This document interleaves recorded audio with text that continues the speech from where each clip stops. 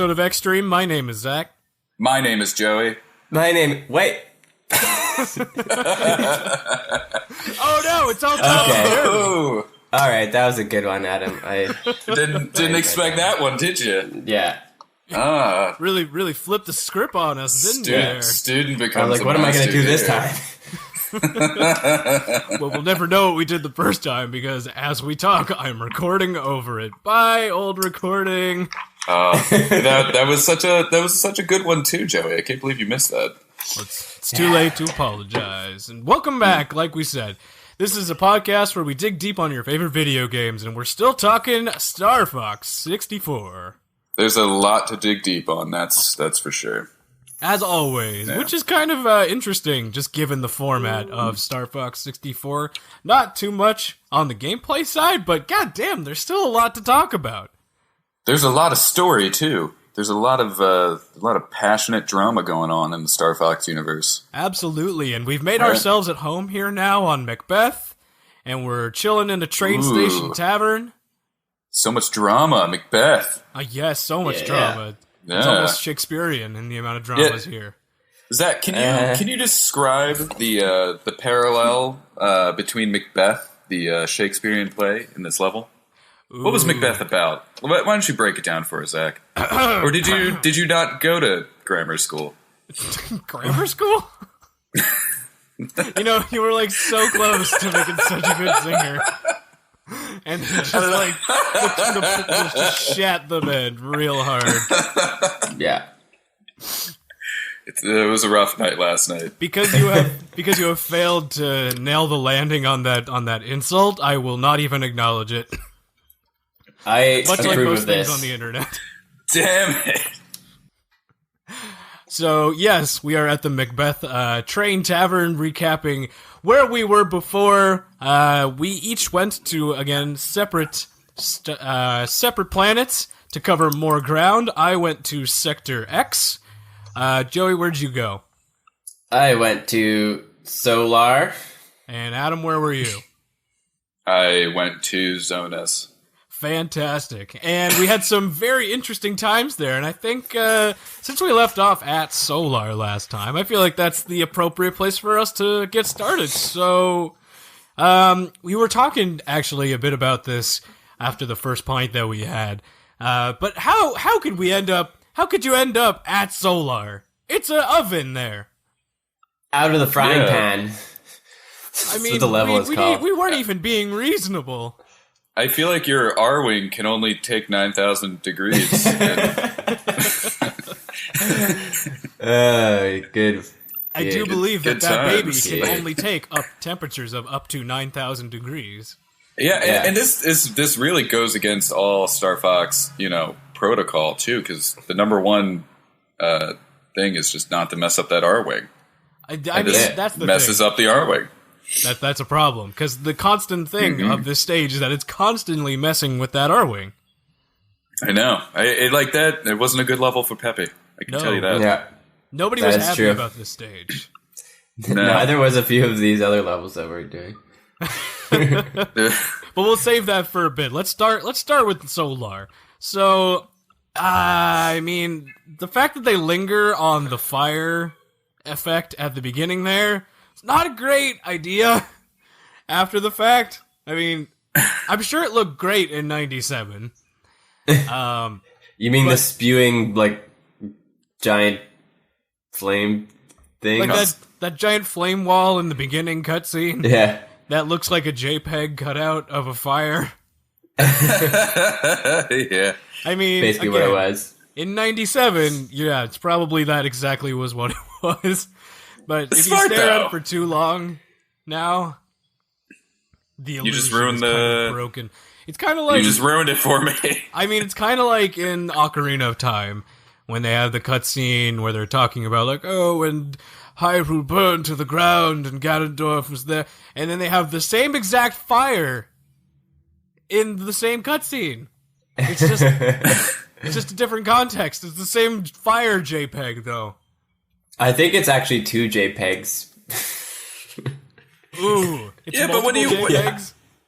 when you find a good fire JPEG, you want to hold on to it. That's true. They're hard to come by. Yeah, were probably proud of that.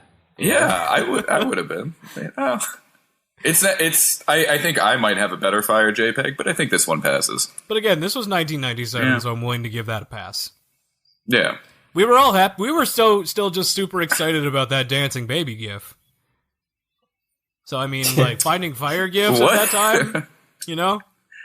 I don't remember the dancing baby gif. What? That was, like, the first gif of, like, the internet. Can we review that instead? Yeah, here we go. It's a dancing baby. Review done. Ba-da-ba. Wow, I think we just gained some subscribers there. Look up the dancing baby gif. Dude. But yes, I don't. Staring at that in particular is not fantastic, especially when it's the only thing to look at on the screen. But that's fine. You only focus on it for about 5 seconds, and then we move on to the actual stage itself. Yes. Which has a huge focus on damage management. Yeah. Very defensive level. It's a very creepy dancing baby. Still looking at the baby, huh? Yeah, I just had to remember. But yes, it's a very defensive-focused level. It's actually one of the few levels that's more environmental-focused than enemy-focused. Right. Oh, climate change. So very topical. That's exactly it. Solar is an allegory towards climate change. It's not called climate change anymore, guys. It's climate crisis. Oh, there climate you go. Hashtag climate crisis. Right, because like we could have this. This level could be our reality. It basically is, Adam. We'll have like flaming birds and and Charizards, lava shooting. Maybe we might get a few checkpoints, but lava worms. But the I like a good lava worm. It is interesting, yes. But yeah, the focus, again, is damage management, because the lower that you fly towards the lava, the more damage you take a lot faster. So you ideally want to stay as close to the top of the screen as possible, but there are enemies that specifically target that top spot of the screen to force you lower. So their job is not even really to damage you, but so much as to force you to dive down. So it's either you take the hit at the top and lose damage there, or take damage there, or so you dodge and go lower and take damage by going closer to the solar. So you're diving, ducking, dodging. Yeah, get there. And what was the? I believe in you. What's the fourth D? Why did I believe in you? Doing. Dick. It's Dick. Is that? Oh, okay. It's a guy named Richard. He is there to be your trainer. But anyway, yes. So I think it's an interesting dynamic or change in the gameplay in that way, because a lot of every level up to this point has been really focused on you shoot down enemies and progress. And the stage elements of the environment have really just been there kind of as set dressing for the most part. Mm-hmm. Whereas this one, the stage is really built around navigating the environment. Granted, it's still on rails, but... And survival. And survival. Not just of getting shot by enemies, but surviving the environment itself. So I like that. It's hard. It makes it hard, but it's a good way to switch up the difficulty without, just like, hey, let's just give them 1,000 of the same enemies again. Right. I mean, I also like that, like, part of the survival is that you have to keep, like, shooting down all those bricks, or the blocks or whatever, to, like, keep getting health. Yes, you absolutely need to keep shooting still. That's obviously a big part of games. Oh, that's a part of the game. I know, surprise. Holding A? What? Hold A to charge your laser. Innovation. I just realized that voice kind of turned into Marge. Wow. Hold A to charge your laser, homie. I didn't know you could do Marge. Yeah, that's... Wow. Yeah, I don't think I've ever heard that from you before. I'm trying to learn new ones. It's always good to keep a few surprise ones in your back pocket, you know? Can you do Homer? Marge! No, but Marge! All right. Anyway, I think you're gonna have to do some Star. You got to do some Star Fox dialogue later as Homer and Marge. But Marge, this baby can take up to 9,000 degrees.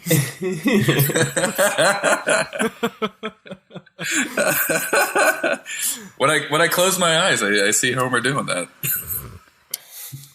Homie, don't mess up that R-wing.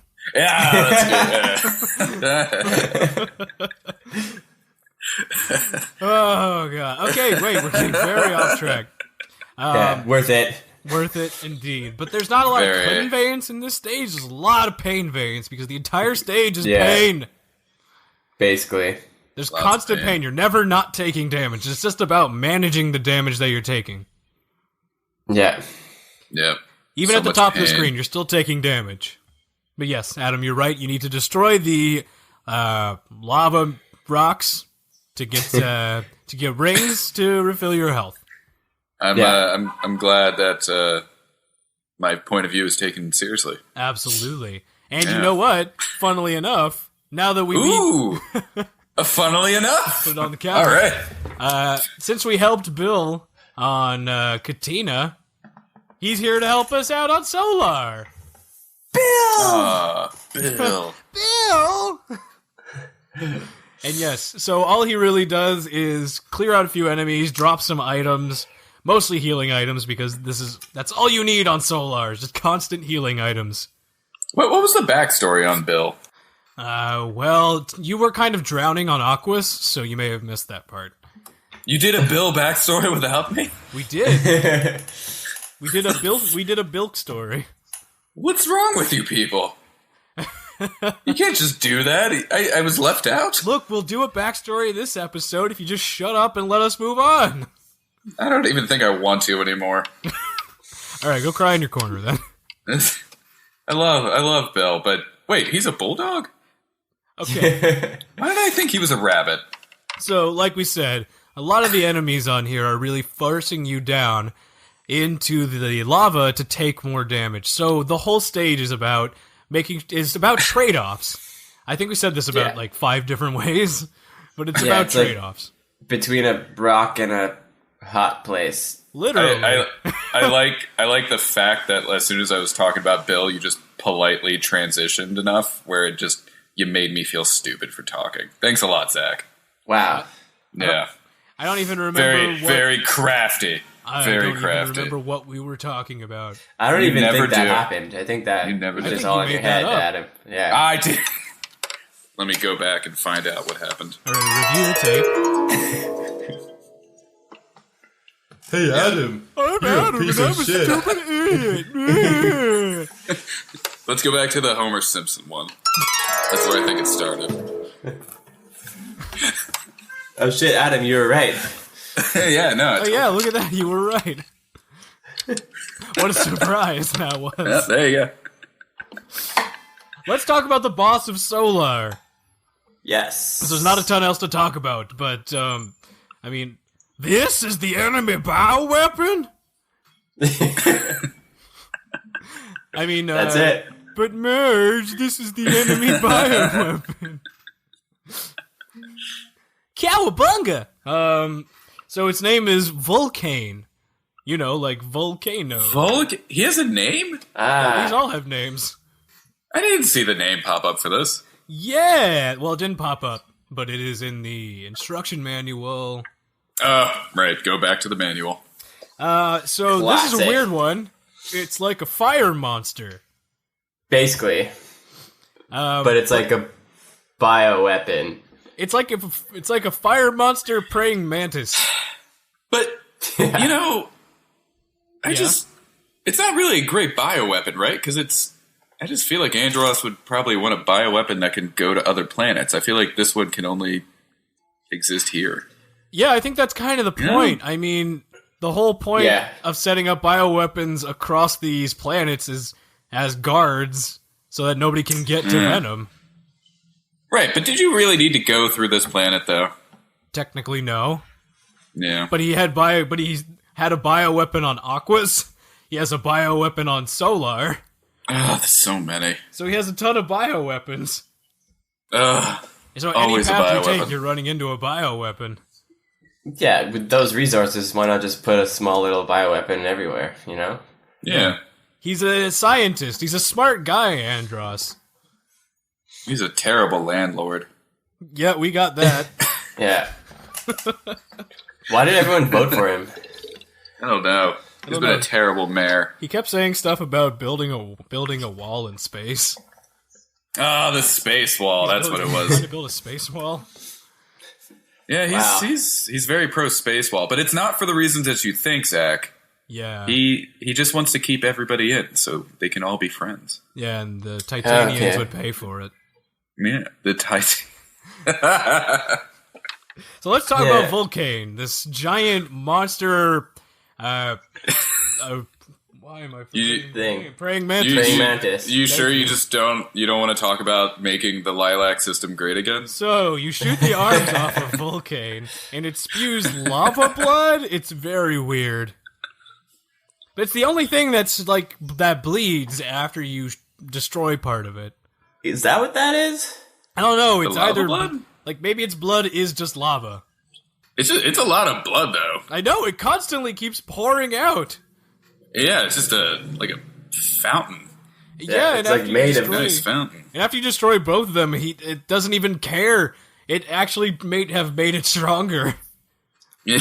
Those arms were just holding it back.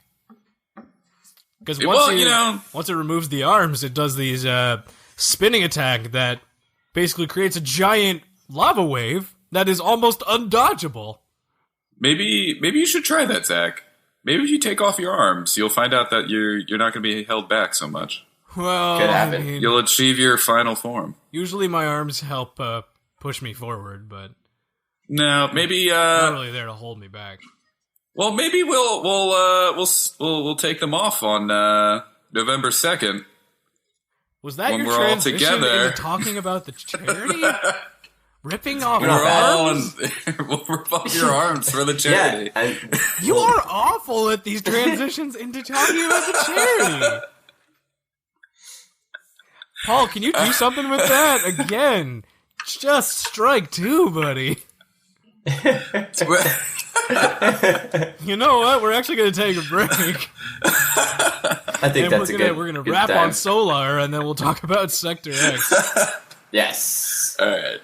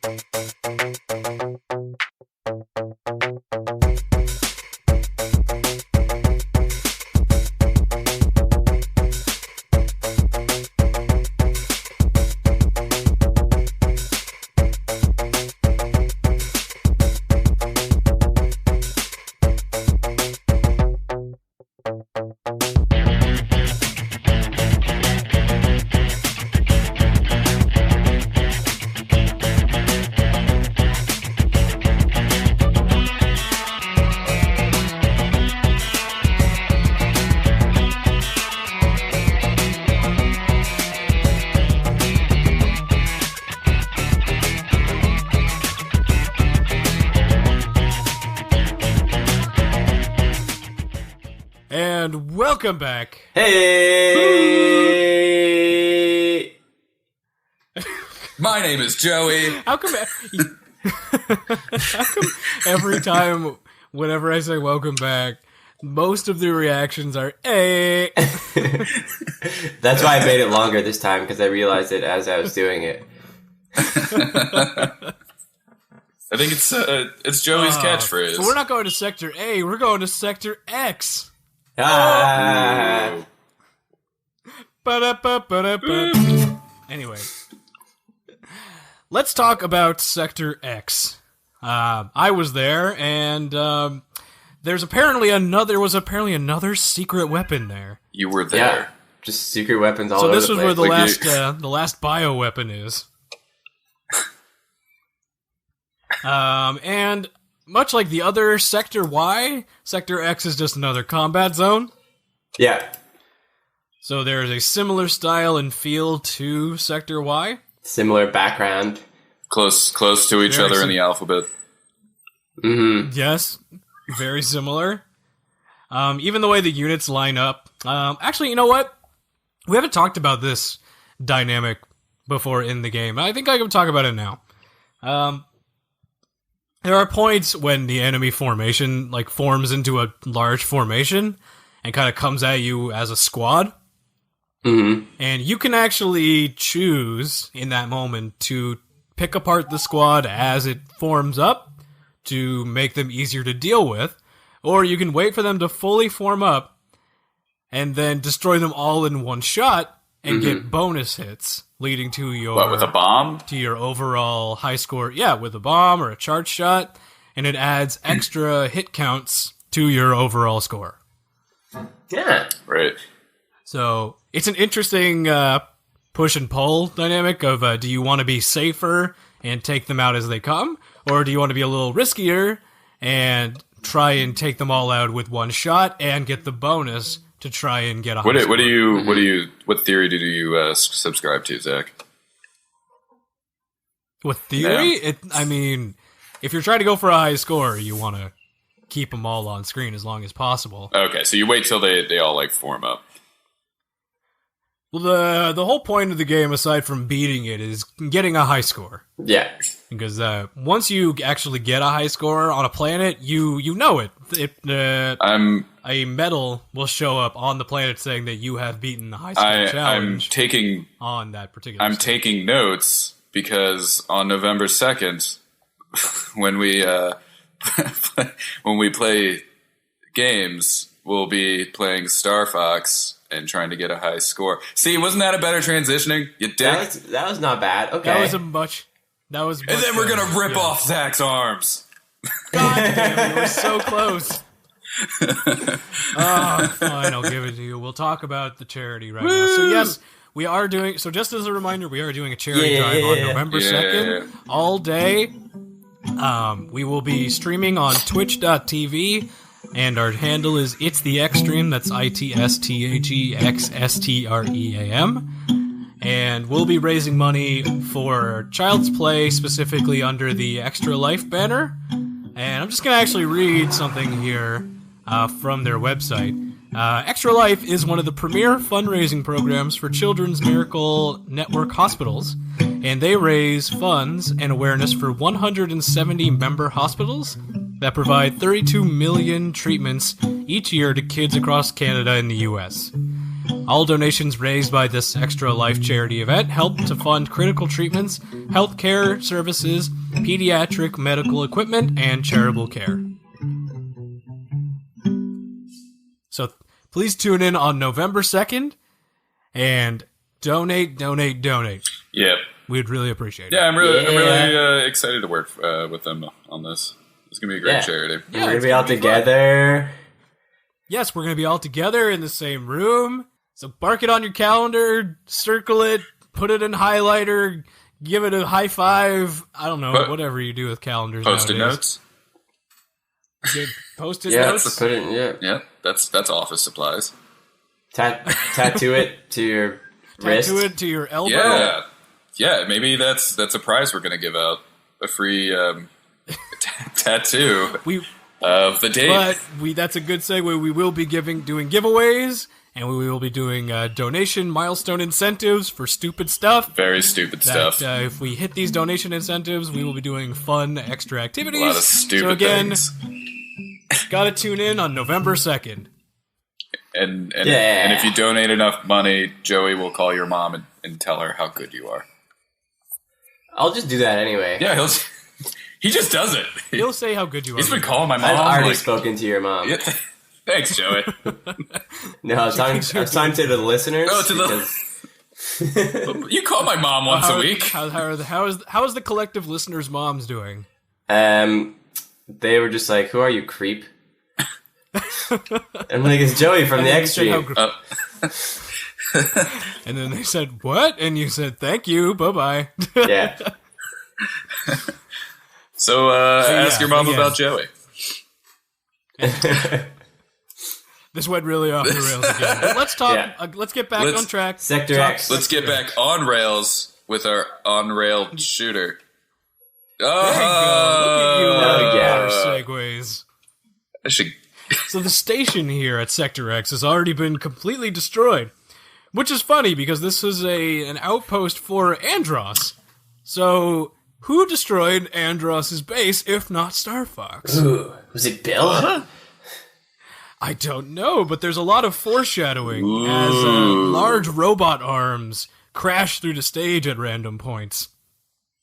Yeah. You know, it doesn't look as much destroyed as it, like, I feel like they were in the middle of building it, right? There's, like, construction beams everywhere. But maybe that was the aesthetic they were going for. I mean, they didn't build this to be on, like, world's greatest space bases.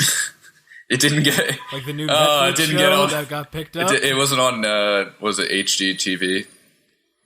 No, it was not on HGTV. There was no, oh my god, we flipped your space base. Oh, man, that would be a great show, though. I predict high ratings for that. Flip your space base, dude. Flip it good. Flip it and reverse it, and damn, I always forget those Missy Elliott lines. So there's a focus as you move through the stage on avoiding moving debris, which creates narrow passages, which actually, assuming you're going on the easy path, you started off in Meteo, which also is a lot about dodging things like that. This seems like the next logical step forward in conveying how to dodge properly. Yep. Yep. Again, it's not conveyance per se, it's more painveyance still. But it's like long-term conveyance. Yeah, it's like game-long painveyance. Yeah. Which is good. I like the fact that they actually take the time to switch up how to dodge things by kind of changing up on the fly, and even though this is a destroyed space base, parts of it still move quickly enough that you actually need to dodge out of the way with pretty quick reflexes. Oh, yeah. But I like it because, like we said, it's still on the path of Meteo, and Meteo was the first place where they really get you on the dodging groove. And then this is the next logical step. I like that. Yeah. Yeah, this dodging definitely, like, takes it up a level, though. Absolutely. And then to add on that, actually, this is the first stage that has an active penalty for not progressing through the stage quickly enough. I didn't realize that. At a point, the part of the base starts exploding, and Falco says something to the effect of, "Oh, the base is exploding, get out of here!" I don't know. But if you don't move through it fast enough, you actually start taking damage from the explosion. Ooh. Wow.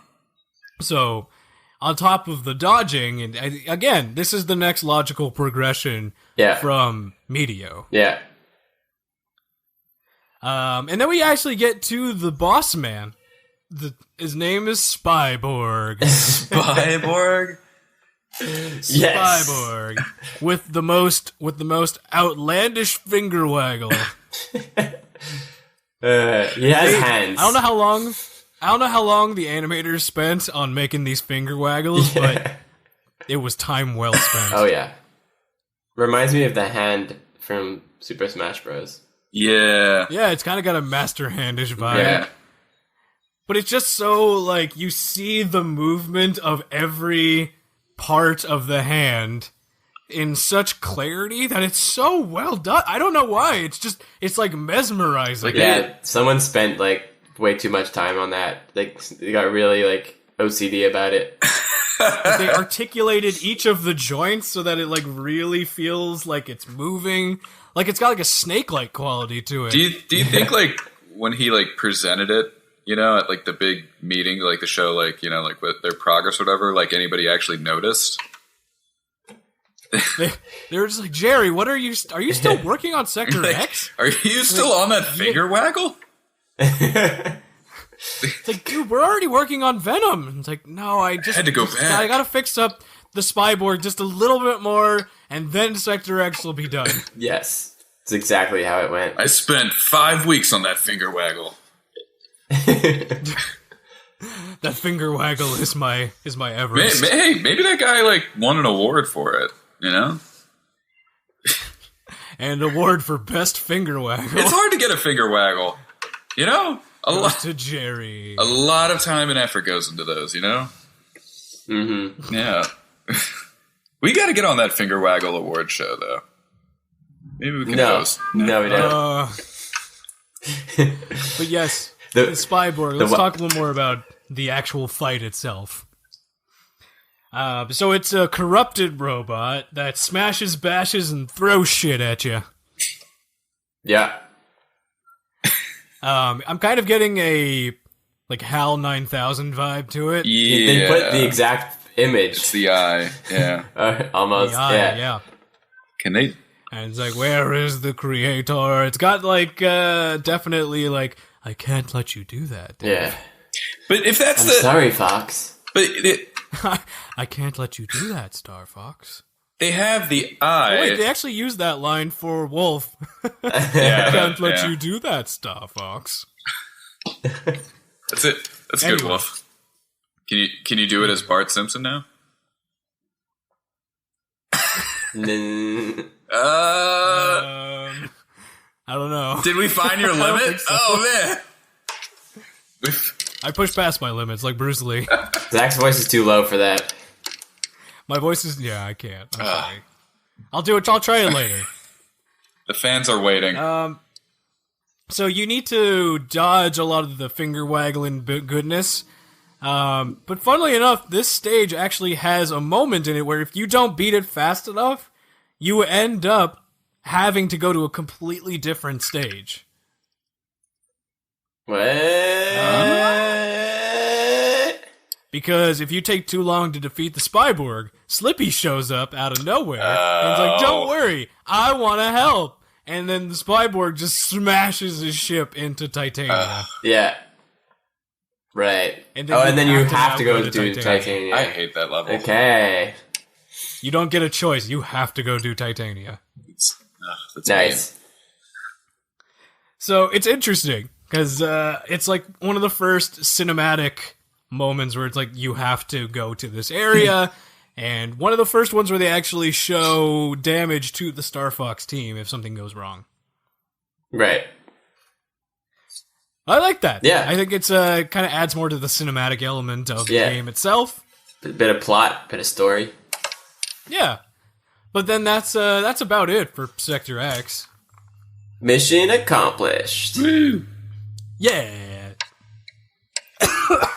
Sorry. I had to cough. But yeah, that's all we had for Sector X. So I think we should take a quick break here before we start talking about Zone S. Let's see how good the pop filter is. I wonder how good the pop filter is.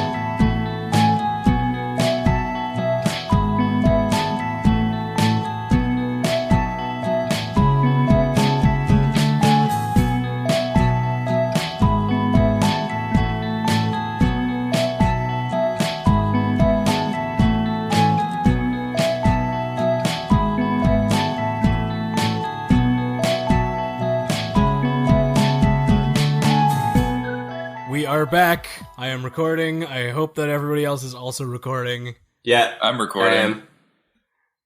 Welcome back, everybody. My name is Zach. My name is Joey. Wait, damn it! And who am I? We'll never know. Take it away, Zach. Great job. So let's I have talk to bail about out here. let's talk about Zonus. Dullness. So even General Pepper was confused that there was a base there. With his titular line of "There's an enemy base there." Affirmative, General. Affirmative, General. I just noticed Fox's voice is a little nasally. Yeah. Jeez, can anybody take care of it? Is that your Bart Simpson? No, that was my Fox. Yeah, it was a They little, kinda sound the a same. little Bartish. Yeah, maybe Don't you have can a do a cow, Bart. man. Whoa! Anyway. Okay. Adam, you're supposed to be telling us about Zonus. This is where you were. You just call. Great. So, It's great. had a wonderful time on Zonus. see, the fantastic thing is, but I the found thing this is, like, device, I- actually, that you don't even have to say anything. I just put it on your head, like, sit still. Sit still for a second. I just need to put this on Okay. your head. All right, All right. fasten. Make, Oh, Paul, can you get the suction cups? let's tighten that over there. All right. And then I just Ooh, attach it it's a to great my suction cup. phone over here, and it'll actually it'll show me on my phone everything that you saw. Oh, Nice. So you don't even have to say anything. that's great. But I'm just gonna say some things anyways. Oh, but it just an FYI, it hurts a lot when I turn it on. Actually, no. It has like a nice, So I'm actually nice gonna- sensation to it. Well, I actually haven't turned it on yet. No, I think you've turned it on. No, I'm gonna Oh, switch it you- on right now. Maybe you've And just turned me on. They're turning that on. Okay. Do you feel anything? Now maybe a little tighter. Deeper. I'm starting to Deep. get Oh, a, that's. starting to get an image here. And yeah, okay, it's coming in. All right, beautiful. All right, perfect. God, it's a toxic waste dump here. No, I mean it wasn't that bad. I mean it was me and my wife's first time there on On Zonus, and well it was a honeymoon destination. But the thing was like we had to stay on the resort the entire time pretty much, and the smog you resort. couldn't really.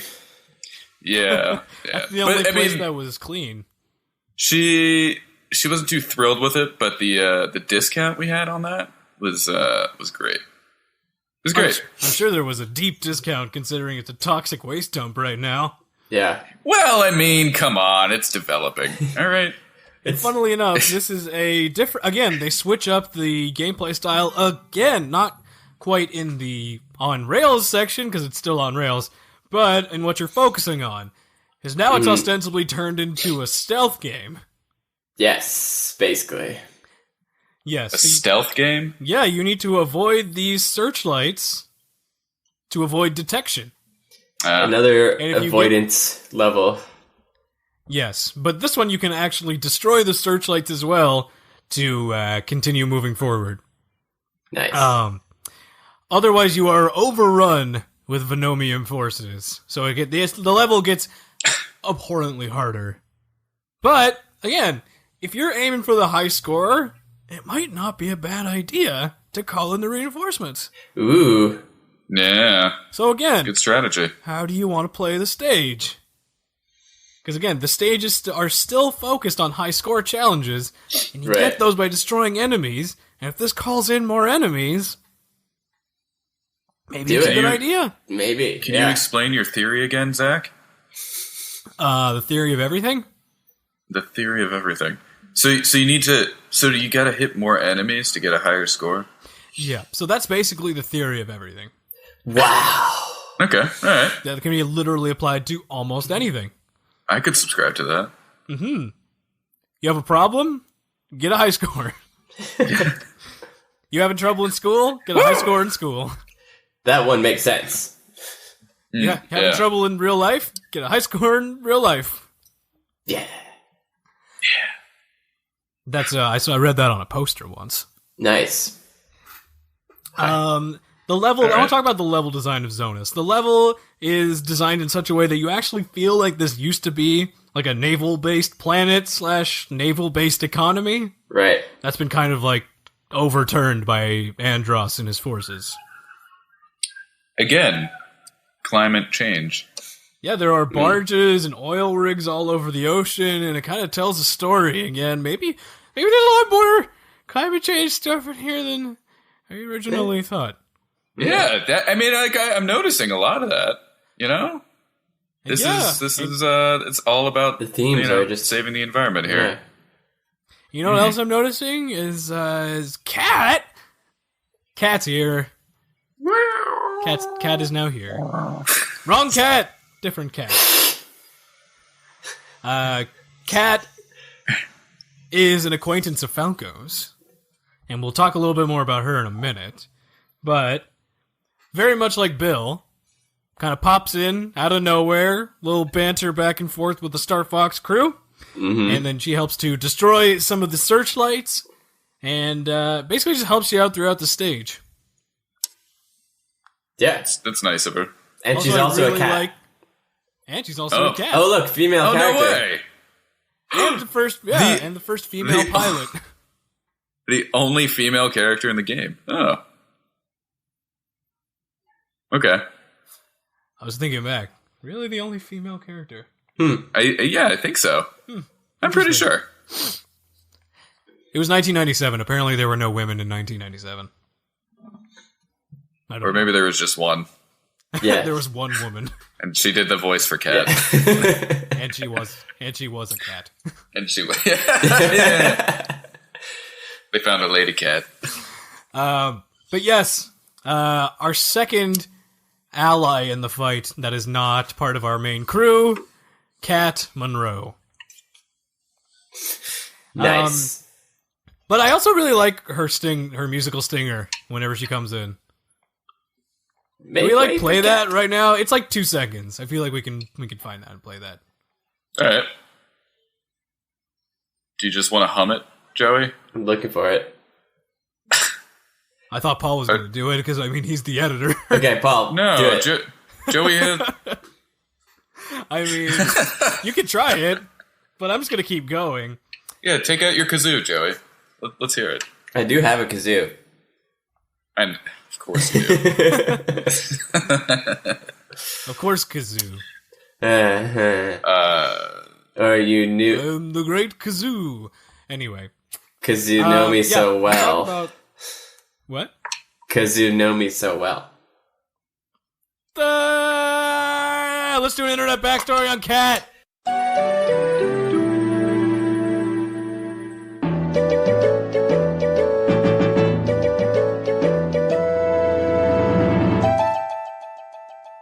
Yes.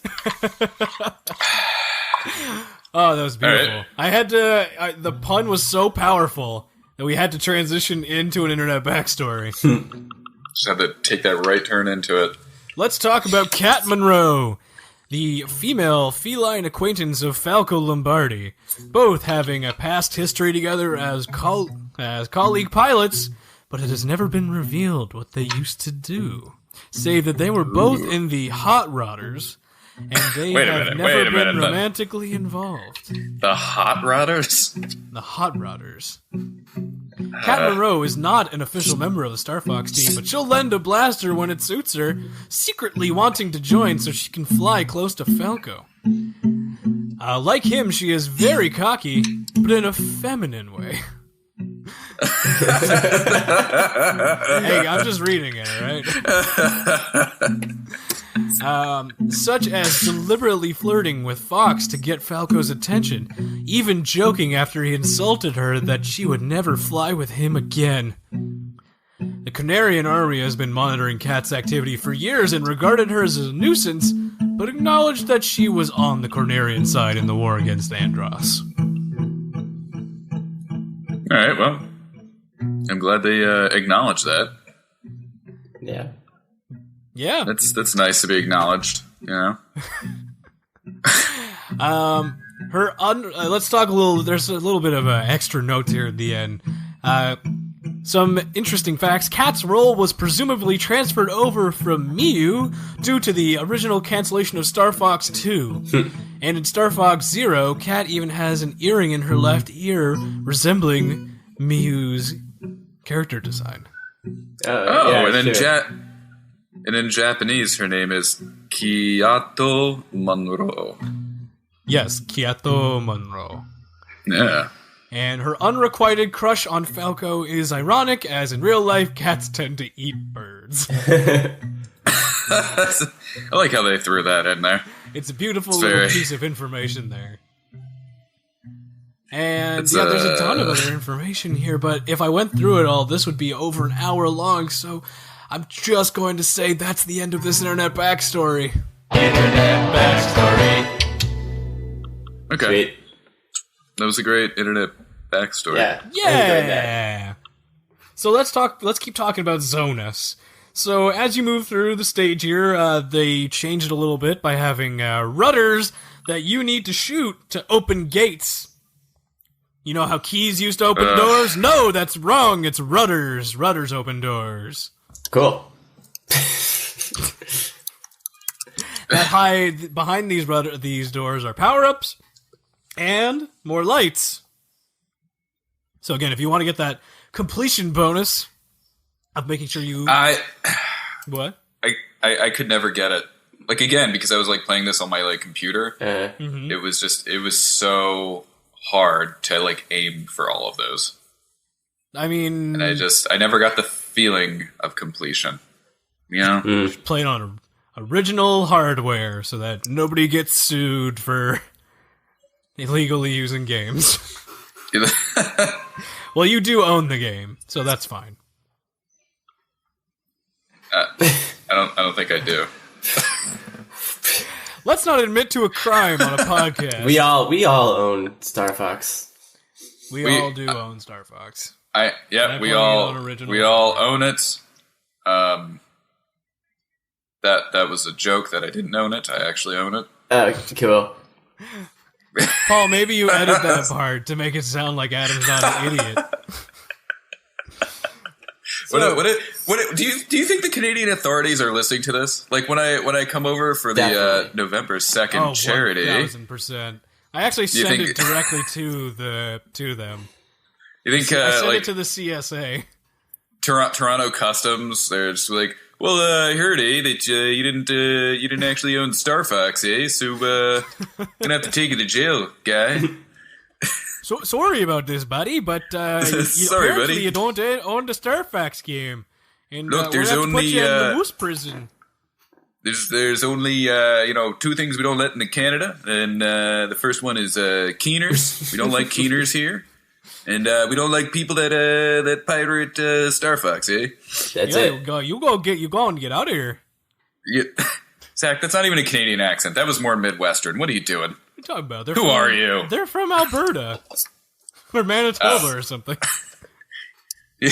Anyway, there's you don't more know Canadian appearances of accents. Cat. Yay! Play the stinger again.